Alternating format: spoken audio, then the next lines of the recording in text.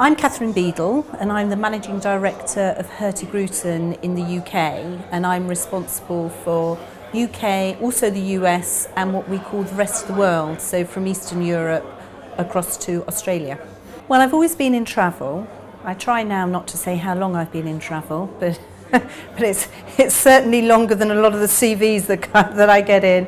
And I went into travel as a trainee, and how I actually got my position as I am now, I was actually approached to say that there was a position available and was I interested.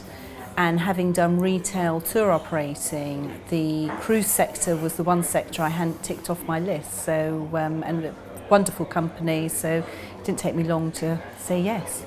Hurtigruten was established 120 years ago. In fact, our birthday was week before last, 2nd of July. And we were formed as a means of transportation for the people along the coast of Norway. And then over the years we've evolved. We now take a lot of tourists on our ship. So in the UK we are selling basically cruises. People can go for a few hours. Majority of people who travel with us go for 11 nights, 12 days. So we're very different to a traditional white ship cruising because our raison d'etre is still to act as a means of transportation along the coast. So we stop at 34 ports. We go from Bergen in the south to Kirkenes on the Russian border. We go into some tiny areas that the other cruise lines actually can't reach. And it's all about the authentic Norway. So all the crew on board are Norwegian. The majority of our food is, about 80% of our food is sourced locally. We don't have things flown in, it's all sourced locally. So it is a true way for people to immerse themselves in Norway.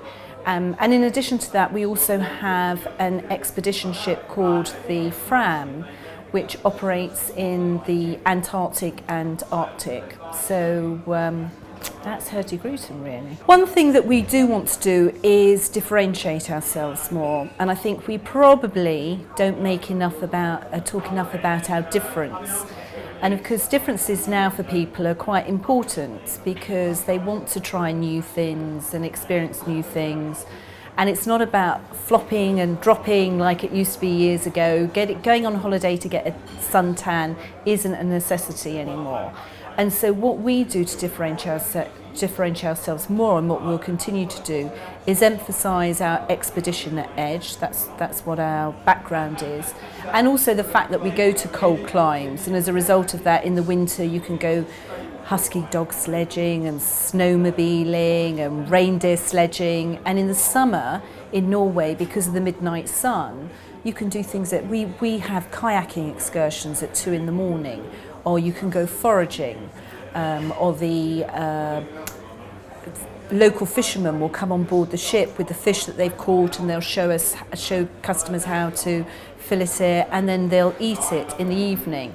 So we need to make more about how different we are. And in addition to that, we will look at new fjords, because we can go into the really small fjords in Norway that the bigger ships can't go into.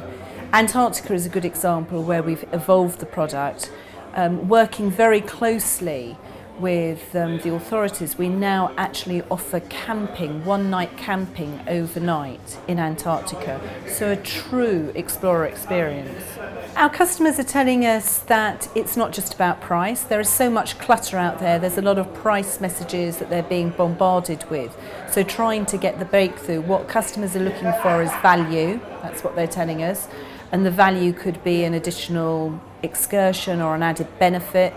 And value means different things to different people. The other thing our customers are telling us is they want ease of booking. They want an easy way to purchase, now whether that be online, and that's where travel agents are still incredibly important, because they can direct the customers that way. And the other thing is customers are now buying much later. They might make decisions earlier, but they're telling us that they don't have the confidence to actually buy 18 months out. One of the trends is that people are, as I say, buying much later than they used to do. The decision might be there that the purchase isn't till much later.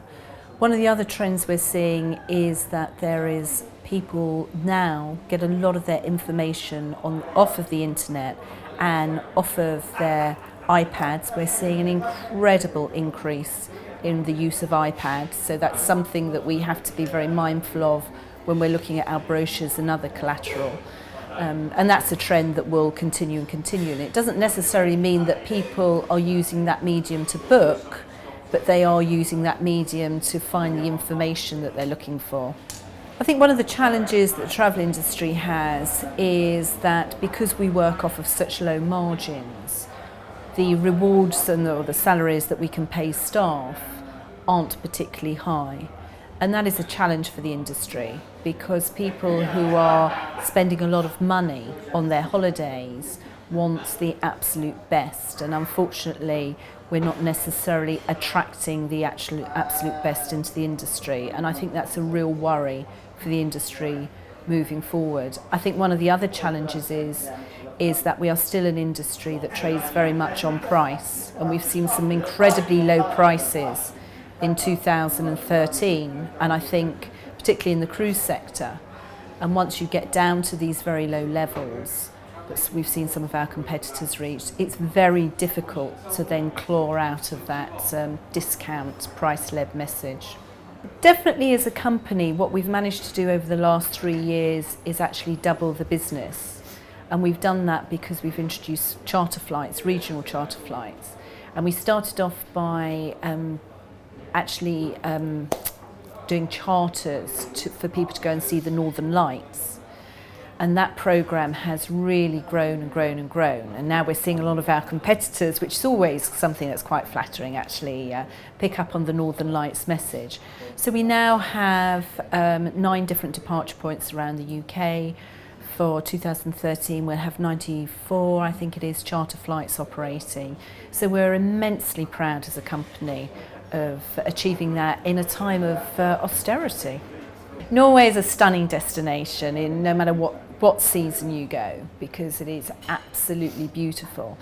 But I also have to say I have a real fondness for Italy, because I just love the food and the wine and the people. So it's a toss-up between Norway and Italy.